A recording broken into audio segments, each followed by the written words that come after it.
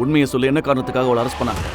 நேற்று நைட் கொண்டு வந்த கார் இருக்குல்ல, அதை திருடின குற்றத்துக்காக. நேற்று நைட் நான் பார்த்தேன், உன்ன மாதிரி ஒரு பிச்சைக்காரங்கிட்ட இவ்வளோ காஸ்ட்லியான கார் எப்படி வந்தது? அதனால தான் நான் உடனே போலீஸ்க்கு இன்ஃபார்ம் பண்ணிட்டேன். அவங்களும் காலையில் சீக்கிரமாக வந்து ஷர்மிளாவை அரெஸ்ட் பண்ணிட்டாங்க.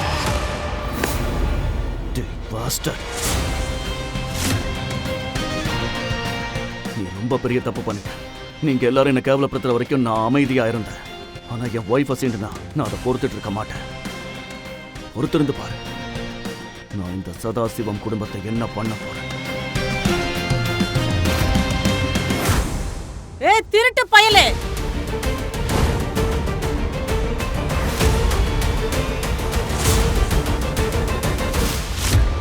நவீன், நீ ஏன் அவன் பேசுறத கேட்டுட்டு இருக்க? இவனை புடிச்ச ஸ்டேஷனுக்கு கூட்டிட்டு போ.